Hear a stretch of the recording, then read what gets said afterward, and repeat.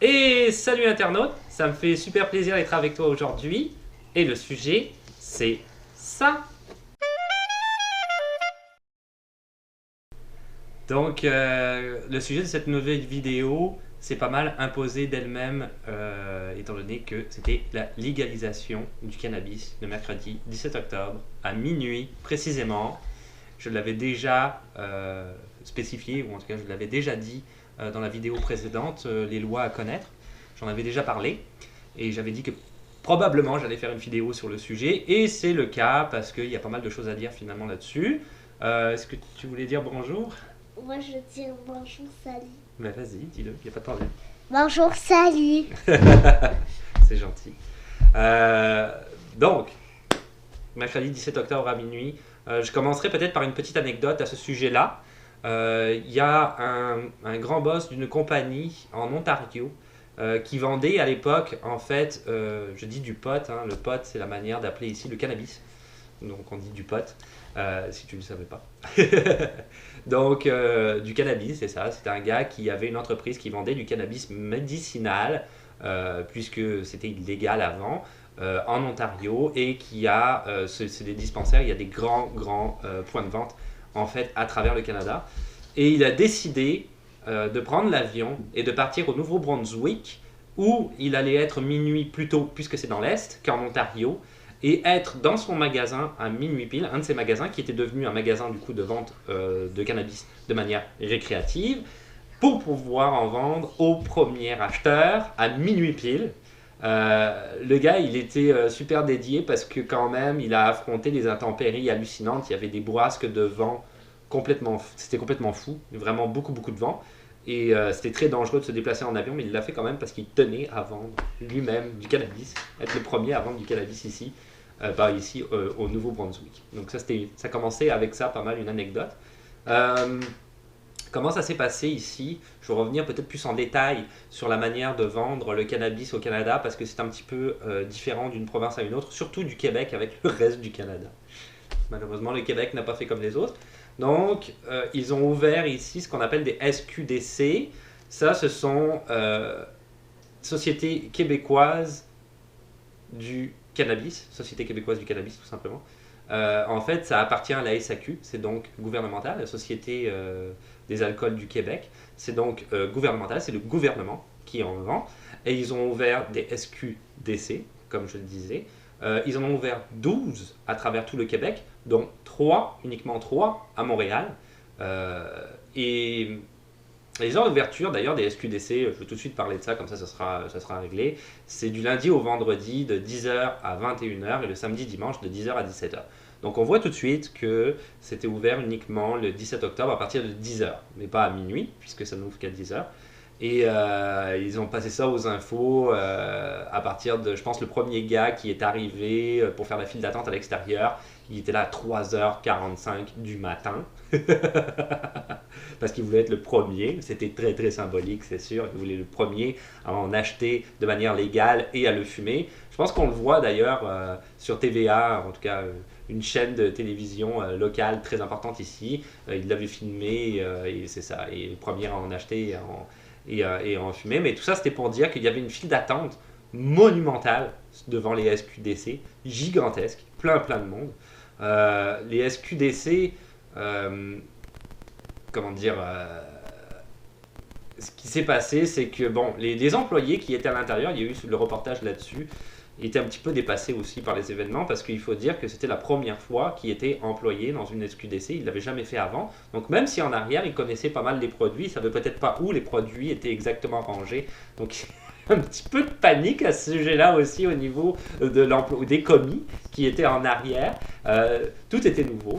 Ils acceptaient uniquement 15 clients à la fois, mais il y avait une raison à ça. Parce qu'en fait, il y a 15 guichets et la SQDC, comment ça fonctionne, ce qu'on sait à l'heure actuelle, c'est que ça revient un petit peu comme la cigarette. Ils n'ont pas le droit de faire de promotion, de support publicitaire. C'est pour la santé publique. Donc une SQDC, à l'extérieur, tu verras juste écrit SQDC et c'est tout, tu verras rien, il n'y aura pas de vitrine, il n'y aura rien de tout ça.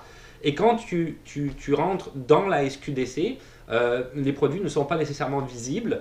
Il faut que tu ailles, tu as une tablette et le commis va chercher en arrière et il a tous ses produits. Dans une SQDC, continue avec ça. On a à l'heure actuelle, ça vient de commencer, jusqu'à 150 produits donc dérivés du cannabis disponibles à la vente. Donc 15 clients à la fois, avec un commis qui est peut-être un peu paniqué, des clients qui sont là aussi pour la première fois et qui sont, comment dire, anxieux, mais dans le bon sens du terme, super joyeux.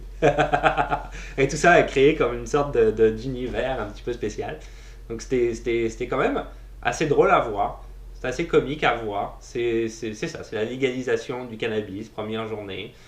C'était assez cool et je pense que ça a quand même pas mal bien fonctionné. Au niveau des chiffres, pour donner des chiffres, la SQDC c'est aussi un site internet sur lequel tu peux aller d'ailleurs, hein, qui est quand même très facile d'accès, tout y est bien expliqué et on voit tout comment ça fonctionne. Parenthèse d'ailleurs sur le site internet qui est quand même très importante, c'est que tu ne peux pas commander à la SQDC si tu n'habites pas au Québec, y compris si tu habites ailleurs au Canada. Ça je l'expliquerai après parce que ici c'est gouvernemental et dans d'autres provinces ça va être plus le secteur privé qui s'en occupe. Et par exemple en Ontario c'est le secteur privé et c'est la même chose, tu ne peux acheter en Ontario que pour l'Ontario. Donc on voit tout de suite que là-dessus c'est un petit peu spécial comment ça fonctionne.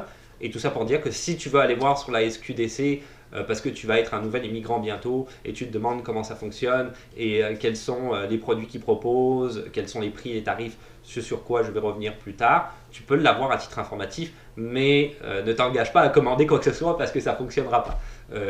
La logique pure, de toute façon, est que le cannabis n'est pas légal dans tous les pays du monde non plus. Donc c'est certain que déjà, à la base, ils ne peuvent pas l'employer dans un pays où le cannabis ne serait pas légal. La France, par exemple, ce n'est pas légal. Donc pourquoi acheter? Mais en même temps, ça reste vraiment, pour le moment, ça reste un secteur qui est uniquement par province, même pas par pays, par province. Donc c'est ça. Juste à titre informatif, si tu veux aller voir le site de la SQDC, et donc sur le site internet de la SQDC, dans les premières heures, à minuit, il y a eu, je pense que c'était les 2-3 premières heures, maximum 3 heures, 18 000 commandes qui sont passées. C'est énorme. Et ma conjointe me disait 30 000, c'est ça que tu me disais? Dans la journée, ouais. 30 000 dans la journée. C'est gigantesque. Et les 12 SQDC qui ont ouvert à travers le Québec, 42 500 commandes dans la première journée. Donc c'est quand même énorme. C'est des gros chiffres. On va voir après comment tout ça fonctionne de manière plus détaillée. Je vais tout expliquer, comment ça fonctionne. Je l'ai déjà dit, les lois, qu'est-ce que tu as le droit de faire, qu'est-ce que tu n'as pas le droit de faire, qu'est-ce que tu as le droit d'acheter, combien, à quelle fréquence. On voit ça. Donc au niveau de la vente, comment ça fonctionne? C'est-à-dire que déjà, dans les autres provinces, à part le Québec, c'est comme je le disais tout à l'heure, le secteur privé qui vend du cannabis. Donc tu as vraiment des devantures avec des magasins et tu as vraiment, c'est ça, il y a plusieurs types de produits, etc. Qui vont être vendus. Je ne sais pas s'ils vendent encore des produits comestibles, honnêtement. Il faudrait se renseigner. Je ne me suis pas renseigné là-dessus en ce qui concerne les autres provinces. Ce n'est pas le cas au Québec. Ça, je me suis renseigné, je le sais, ce n'est pas le cas au Québec. Donc il y a déjà une manière différente. La SQDC, ça c'était intéressant aussi à savoir. Ça a fait un petit peu un débat politique ici de savoir qui allait fournir la SQDC, des producteurs naturellement, et ils voulaient que ce soit absolument des producteurs locaux. Et on a parlé à un moment donné que c'était les copains des politiques qui s'amusaient à détenir des permis pour être des producteurs locaux, etc., etc. Un petit peu de la corruption, un petit peu pourri tout ça. Je ne sais pas ce qu'il en est devenu, honnêtement. Je ne me suis pas trop intéressé au sujet, mais je sais que beaucoup de monde en ont parlé et ça a été un débat. À l'heure actuelle, la SQDC il fournit, ça c'est ce qui se passe à l'heure actuelle aujourd'hui, ok? Ça c'est des faits. C'est fourni par 6 producteurs de marijuana, dont un seul en fait est québécois, et même qui s'appelle, si tu veux le savoir ou faire des recherches là-dessus, pourquoi pas, Hydropothécarie. Hydropothécarie. Donc c'est le seul fournisseur québécois qui lui, en fait, au départ, était un fournisseur de cannabis médicinal et qui s'est reconverti en fournisseur de cannabis à titre récréatif. Donc, c'est intéressant à savoir. Quand tu rentres dans une SQDC, comment ça marche? Alors, à la base, au départ, tu vas avoir une sorte de vestibule avec un agent de sécurité qui va être là et qui va te demander ta pièce d'identité. Ça commence tout de suite comme ça parce que pour le moment, il faut l'âge légal pour acheter du cannabis au Canada et 18 ans. Ça, c'est la loi fédérale. Au Québec. Dans le Canada, c'est 19. Pour le cannabis? Ouais, il y a juste au Québec que c'est 19. Ah oui? T'es sûr? Ouais. Ok. Comme l'alcool? oui, eux sont pas majeurs à 18 ans dans le Canada anglais. Ah, ok, d'accord. Ils sont pas majeurs, ok. Ah, je savais pas. On apprend tous les jours. Dans le Canada anglais, je savais pour l'alcool que c'est 19 ans, mais ma conjointe me dit que tu es même majeur à 19 ans dans le Canada anglais. Donc, dans le Canada français. Le Québec. Je sais pas si on a appelé ça le Canada français encore récemment, mais c'est vieux ça. Donc, au Québec, c'est 18 ans et dans le reste, c'est 19 ans. 18 ans, et donc, pour en revenir à ça, il va y avoir un gardien de sécurité qui va te demander ta carte d'identité pour vérifier ton âge. Tu dois absolument être majeur. Tu ne peux pas rentrer dans une SQDC accompagné d'un mineur, même si tu es majeur.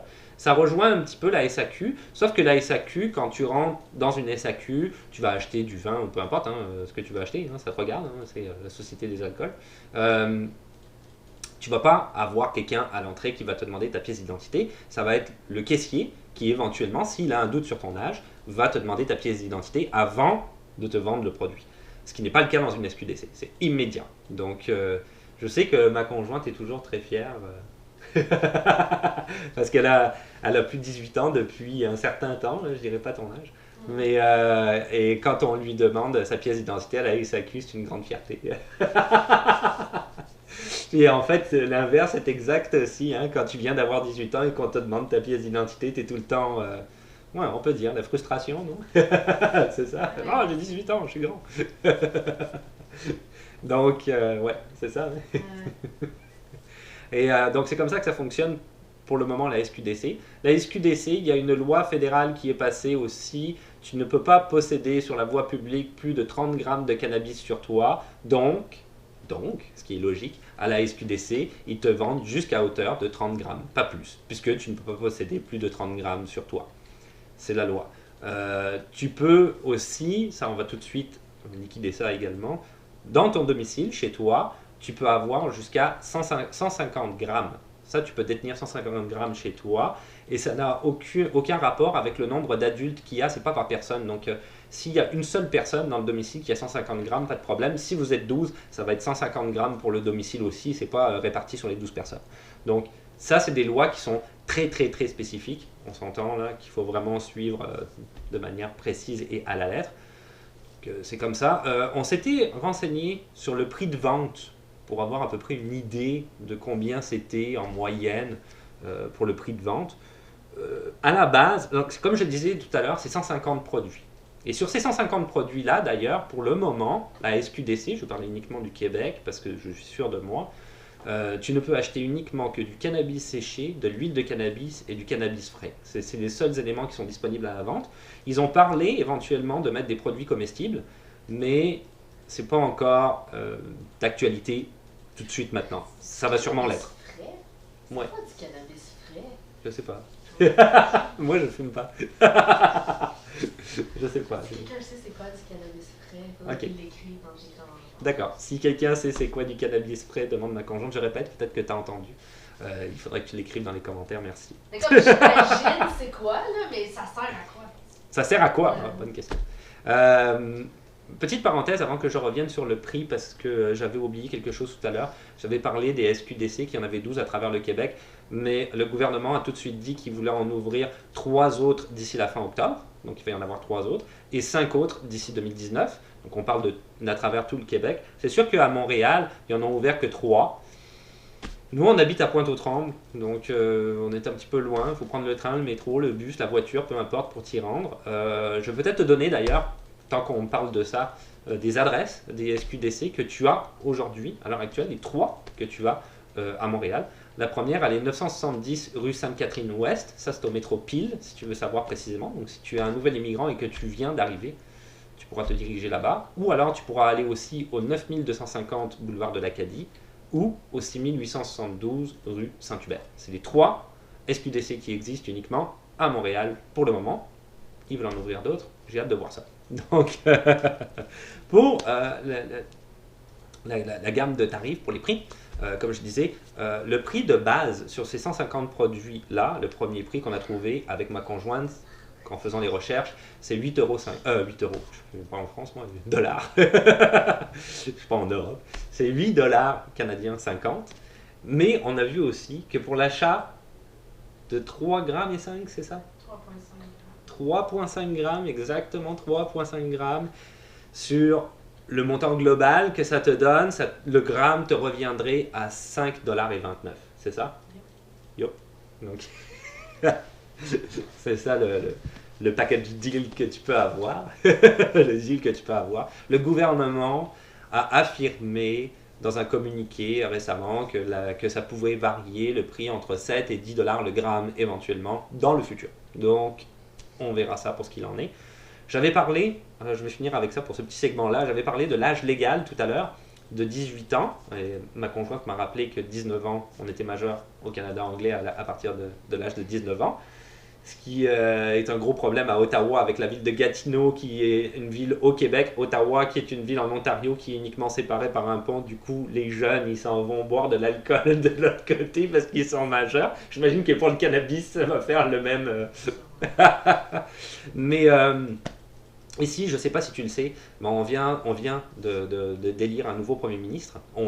Les gens qui ont voté ont élu un premier ministre, en tout cas pas tous les gens qui ont voté, on ne peut pas tous voter pour le même, mais la majorité des gens ont voté pour un nouveau Premier ministre ici au Québec qui s'appelle François Legault et qui est chef de Coalition Avenir Québec, la CAQ. Si tu ne sais pas c'est quoi ou comment ça marche la politique provinciale, je te renvoie, je me plug en même temps, je te renvoie sur ma chaîne à la vidéo La politique provinciale, j'explique tout là-dessus, les différents partis politiques et même en détail la CAQ, qui c'est, qu'est-ce qu'ils font, c'est quoi leur mandat, tatati tatata. Donc si tu veux le voir, tu veux savoir, va voir cette vidéo-là. Monsieur Legault a dit qu'il voulait mettre l'âge légal de 21 ans pour le cannabis, sauf que c'est pas une dictature, il ne fait pas ça comme ça. Il faut qu'il passe par l'Assemblée nationale, il faut qu'il y ait un vote, il faut qu'il y ait un projet de loi qui soit voté et il faut qu'il soit accordé. Donc pour le moment, ce n'est pas le cas. Pour le moment, on est sous la loi fédérale. La loi fédérale, c'est 18 ans, donc c'est pas 21 ans. Tant que cette loi-là n'est pas passée, c'est 18 ans. Si tu arrives en tant que nouvel immigrant dans un futur proche, renseigne-toi si cette loi est passée ou pas, parce que là, évidemment, tu pourras peut-être te faire retourner, en tout cas, si tu rentres dans la SQDC et qu'à ce moment-là, ça sera 21 ans, ben, ils vont peut-être te dire « t'es trop jeune », donc si tu es en dessous de 21 ans. Donc, vérifie avant. C'est là-dessus que je voulais finir, sur ce petit détail qui pourrait être quand même important dans le futur. Je terminerai avec les différentes lois, parce que c'est quand même important aussi. C'est légal, mais c'est quand même assujetti à des lois que tu dois connaître. Bon. D'abord, il y a un petit souci par rapport au cannabis entre le provincial et le fédéral. C'est que dans la loi fédérale de Justin Trudeau, c'est le Premier ministre, donc dans son équipe, la loi qu'il a mis en place, il a accordé aux gens de pouvoir faire pousser du cannabis chez eux. C'est 4 plants, en fait, exactement. Donc, tu as le droit. Et au Québec, ils l'ont interdit. Donc, si tu vas ailleurs, dans le Canada, tu pourras. C'est même pas vrai. C'est pas uniquement que le Québec, il y a le Manitoba aussi qui l'a interdit. Donc, il y a 2 provinces qui se sont mis contre le fédéral. Ça, c'est en général, en tout cas, de par le passé, ça s'est toujours très mal passé. Hein, honnêtement, là, de par le passé, c'est toujours très mal passé. Ça fait 2 fois passé. Donc ça se déroule généralement mal quand il y a une loi qui est fédérale et que la province décide de ne pas appliquer la loi qui a été donnée au niveau fédéral. Surtout quand la majorité des provinces le font et que tu en as juste 2 qui sont un petit peu dissidentes. Donc on va voir dans le futur qu'est-ce que ça va donner, parce que je sais que le gouvernement au fédéral est vraiment pas content avec ça. Mais pour le moment, à l'heure d'aujourd'hui, malheureusement, tu ne peux pas faire pousser de cannabis chez toi si tu habites au Québec ou au Manitoba. Partout ailleurs, tu pourras. 4 plants par famille. C'est comme ça. Pour ce qui en est de la consommation. Alors, pour fumer sur la voie publique, malheureusement, je ne sais pas si je peux dire malheureusement, mais malheureusement, la ville de Québec et la ville de Sherbrooke, notamment, mais il y en a d'autres à travers le Québec, ils ont décidé d'interdire complètement la consommation sur la voie publique. Tu n'as juste pas le droit. Complètement interdit. Pour ce qui en est de Montréal, je suis à Montréal, donc on va peut-être plus parler, c'est ça, on va parler de Montréal.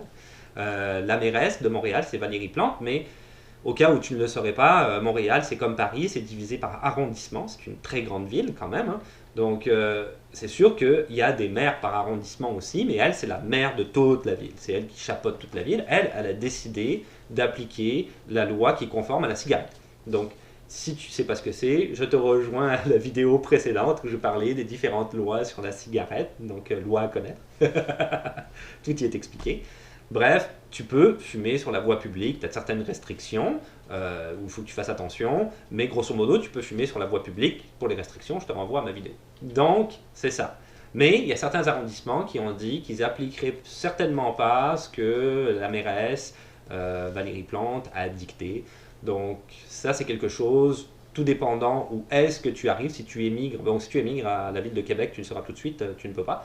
Mais si c'est à Montréal, de t'informer dans ton arrondissement, comment ça fonctionne, est-ce que tu as le droit, est-ce que tu n'as pas le droit, où est-ce que tu as le droit, etc., etc. Moi, j'habite à Pointe-aux-Trembles, qui est un quartier formidable, je le recommande à tout le monde. J'aime beaucoup. J'aime beaucoup, c'est libre ici. Oh, c'est libre, c'est libre. Il y a une bonne vibe, il y a un bon état d'esprit. C'est un peu loin, mais oui, c'est vrai. Il faut avoir une voiture ou il faut être proche du train de banlieue. Mais c'est sûr que peut-être, à un moment donné, on va se rapprocher plus du centre-ville comme on l'a été avant. Mais bref, ça c'est une parenthèse. Pointe-aux-Trembles pour le moment, ils ne savaient pas trop, mais ils ont décidé de suivre Valérie Plante pour l'instant. Donc, a priori, tu as le droit de fumer sur la voie publique quand tu habites à Pointe-aux-Trembles. Pour ce qui en est de la route, ici, la loi pour l'alcool, c'est 0,08 grammes, c'est ça? Ouais. Hein, c'est ça. C'est ça qui est toléré ici. Tu ne peux pas excéder ce seuil-là quand tu conduis au niveau de l'alcool, parce qu'après, c'est une peine, j'en parlais aussi dans les lois à connaître, je pense. Oui, je pense. C'est une peine criminelle. Ça s'en va au criminel. Ils rigolent pas ici avec l'alcool au volant. Vraiment, vraiment pas. Donc, c'est ça. En ce qui concerne le cannabis est légalisé, mais au niveau de la route, c'est ce qu'ils appellent ici la tolérance zéro. Tu ne peux pas être sous influence du cannabis ou de n'importe quel type de drogue, d'ailleurs, qui est illégal, mais le cannabis étant légal, ça ne change rien. Tu n'as quand même pas le droit d'être sous l'influence du cannabis quand tu as au volant de ta voiture. Petite anecdote, rapport à la police, moi j'ai déjà eu affaire à la police et il y a eu des gens très cool, puis j'ai déjà eu affaire à la police et c'était des gens pas cool, mais des fois ils sont un peu bizarres. Et là, faut pas mettre tout le monde dans le même sac. Mais là, ils ont décidé une heure après, à 1h du matin, une heure après que c'était légal au Québec de faire un barrage routier, de faire des tests de salive pour voir si les gens étaient sous influence du cannabis. Bon, ils ont arrêté, c'est passé dans les infos, ils ont arrêté 300 conducteurs, donc ils ont fait chier 300 personnes, et ils ont arrêté personne. C'est-à-dire qu'ils les ont contrôlés hein, au barrage, hein, mais ils ont arrêté personne. Donc ça a servi à rien. Grosse perte de temps. Je sais pas pourquoi ils ont fait ça. Peut-être pour marquer le coup. Je sais pas, il devait y avoir peut-être un message en arrière. Aucune idée. Donc c'est ça. Ça, c'était les lois plus spécifiques en ce qui concerne le cannabis. Comment est-ce que tu peux le consommer, où et pourquoi. C'est sûr que, je finirai peut-être avec ça, on en avait parlé avec ma conjointe, puis c'est vrai que c'est elle qui le disait. Et c'est vrai que, c'est toujours elle qui l'a dit d'ailleurs, et c'est vrai que c'est une idée intéressante. Ça a fait un gros battage médiatique parce que ça allait être légalisé, la marijuana, etc. Mais est-ce que dans les faits, ça change quelque chose à la vie ici? Je ne pense pas parce que au Canada, le Canada, je pense, je ne sais pas à travers le monde s'il est connu pour ça, mais au Canada, les gens fument beaucoup de cannabis, ça a toujours été comme ça. Nous, on a notre petite tradition l'été, cet été on l'a peut-être moins fait parce qu'on a fait beaucoup de déplacements, on a été en voyage, on était à Toronto, etc. Mais souvent, on va au Mont-Royal et en bas du Mont-Royal, tu as les tam-tams, une petite vidéo sur la chaîne là-dessus. Je plug ma chaîne tout le temps en ce moment, ou sur Instagram si tu veux voir les photos. J'ai même mis des vidéos. Et quand tu vas là-bas, ça sent le cannabis. C'est effrayant. Et ça a toujours été, quoi. Bon, maintenant c'est légal, c'est pas grave, mais ça l'a toujours été. C'était illégal, c'était déjà comme ça. Et la police est juste en dessous. Et ils n'ont jamais rien dit. Donc, ouais, ok, c'est rendu légal, c'est la seule chose qui est comme un petit peu différente d'avant, mais ça change pas grand-chose aux habitudes des gens. C'est ça mon point. En ce qui concerne aussi la dépénalisation, parce qu'ils en ont parlé, tous les gens qui s'étaient fait arrêter dans la rue avec beaucoup de cannabis sur eux avant que ce soit légal, ils parlent en ce moment, là, ils sont en train de travailler là-dessus au niveau de la justice, comment dire, une sorte de pardon, en tout cas, de rayer un petit peu leur casier judiciaire et puis d'enlever tout ça, là, qui étaient des fautes dites criminelles et qui ne le sont plus à l'heure actuelle. Le cannabis, c'est sûr qu'au Canada, je terminerai avec ça aussi. Je dis tout le temps je terminerai avec ça, puis je termine pas du tout. Au Québec, ça va être une grosse manne financière quand même pour le gouvernement.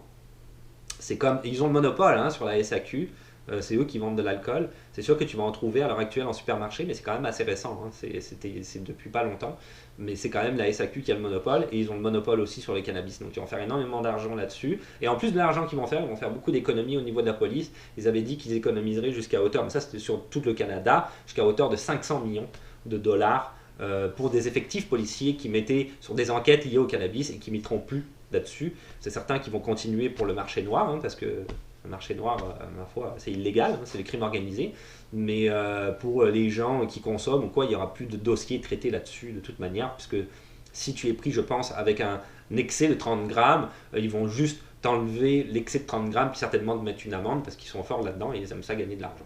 Donc, ouais, stationnement, là, quand tu te gares mal, etc., là, c'est vite que tu as une... Ou comme je te disais dans les lois à connaître, si tu urines pas à la bonne place, tu vas vite avoir une belle amende et tu vas payer. Et on n'est jamais content de payer. Donc, c'est ça. Je terminerai là-dessus. Vraiment. Et voilà, c'est tout pour aujourd'hui. Donc, c'était par rapport à la légalisation du cannabis. C'est très intéressant pour toi si tu es nouvel immigrant et que le cannabis t'intéresse. Tu vas savoir du coup qu'est-ce que tu peux faire avec. Ben, j'espère que cette vidéo t'aura quand même intéressé et t'aura informé sur ce que tu peux faire et ce que tu ne peux pas faire ici au Québec, même si c'est légal, où est-ce que tu peux l'acheter, comment tu peux le consommer, etc., etc. Je vais mettre le lien dans la description de la SQDC, mais je te rappelle que tu ne peux pas acheter si tu ne vis pas au Québec. C'est bien important, et spécifiquement au Québec, même pas en Ontario ou ailleurs du Canada, juste au Québec. Donc SQDC uniquement si tu es résident au Québec, même si tu viens en vacances, hein, pourquoi pas. Donc pour le reste, c'est comme d'habitude, si tu veux laisser des commentaires, des questions, des suggestions dans les commentaires, il n'y a pas de problème. Un petit pouce bleu, parce que ça fait toujours plaisir.